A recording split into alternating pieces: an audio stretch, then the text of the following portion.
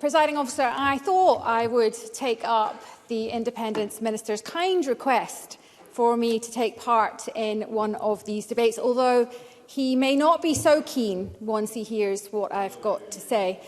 So we're more than midway through the second pro-independence term of government since the referendum, and in response to the Supreme Court judgment, the Scottish Government appointed an Independence Minister to build the case and rally the cause for independence, and the First Minister pledged to be the first activist. But that doesn't appear to be any concern amongst the Westminster system that this will cause any disruption to the continuing union. In a week where the Prime Minister made a statement in response to a by-election half-surprise, it does seem that there is no fear for the union from the Independence Ministry. Now, I'm nothing if not practical, Presiding Officer, and I've already made several suggestions on how we can deliver independence. I've even presented a plan and a potential bill. And in a show of bipartisan spirit, I'm happy for it to be taken over and put into the government's name. But on these independence papers, Presiding Officer, I must say that they are the equivalent of cold, dry toast in a buffet of ideas. The hope, the dream, the ambition of 2014 is missing, replaced instead with grievance-seeking and a bewildering commitment to doing things exactly the same. Now, it's unlikely that anyone has read the near 1,000 pages, and I note that Willie Rennie admitted that he has not read the report, and I suspect that Mr Kerr hadn't read it either.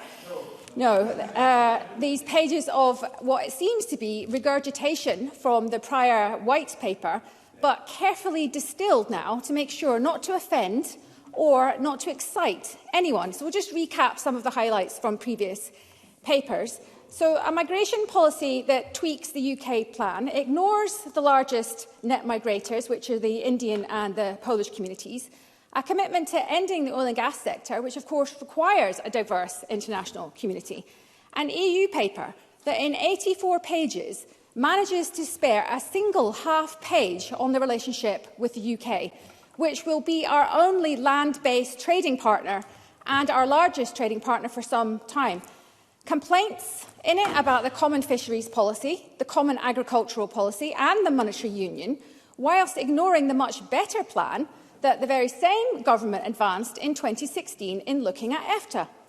EFTA and the EEA agreement would solve some of these problems and have none of the drawbacks on fisheries, agriculture or monetary policy. It's also deliverable quickly, easily and more inexpensively than EU accession, and has the uniting effect of pleasing both Brexiters and Remainers.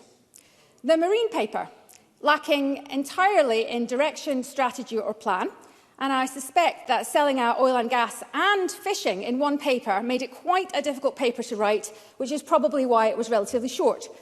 Social security. This one is the best of the bad bunch, but it does not clearly navigate the ageing population. It doesn't seek to increase the pension or allow many of the pension-age carers to have an additional financial support, and the financial incentive to secure our population's future is barely acknowledged. And on culture, I will. Ferguson. Much sympathy with many of the points the member makes. Would you also agree with me that if Scotland is to obtain independence, then it's desirable and perhaps essential that many different voices advocating independence should be respected and should work together, whether they be in SNP, Alba or elsewhere? Regan. I thank Mr Regan for that intervention. I completely agree with his sentiment on that. The Culture Paper, 55 pages of the Culture Paper, and it aims to keep both the BBC and the Channel 4 and to support exactly the same industries that we have now, and it doesn't bother to look beyond that to smaller creators or other visionaries. In short, the entire series of papers is a work of art in being completely unambitious. Now, how many people will read them? Not even the people taking part in this debate have read these papers, so I suspect it's very few. And the government hopes that they will, of course, be well covered in the media. But I have to break it to the government. Unfortunately, it seems that the launch of Celebrity Big Brother got more coverage today than the latest independence paper. Now, Winnie Ewing has had a couple of mentions this afternoon, so I'd like to mention her again this afternoon. Winnie Ewing got us this Parliament. Alex Salmond got us a referendum. Jamie Hepburn has got us ignored. I'll give way. Briefly, Mr Hoy. Okay, probably an absent moment to come in. Does the member think that the dream has died for this government, or is it simply that they're not up to the job? Regan. The dream will never die for the wider independence movement. I'll move on to the latest paper, which I have read, although I perhaps wish that I hadn't. The only surprise was that the Scottish Government wants a feminist approach to foreign policy.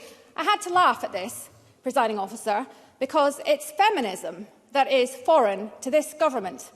A government which, let us not forget, is unable to define what a woman is, and I suspect that will make designing international development policy rather tricky for them. So I come back to my initial point. Who in the UK government is scared of these papers? And not far be it from me, presiding officer, to burst the minister's bubble. After all, he has said, in response to me urging him for action on independence over the last few months, that the Scottish Government is hard at work producing these papers. Papers that present nothing new, presiding officer. Papers that no one is reading. Minister, this is not the action that the independence movement is looking for. Now, papers that really address the big questions Ms. Regan, you from need to conclude. 2014 and move the argument forward would be useful. These are not useful. We need action towards independence. I've outlined a strategy that Westminster would be afraid of, and the Minister should look carefully at it.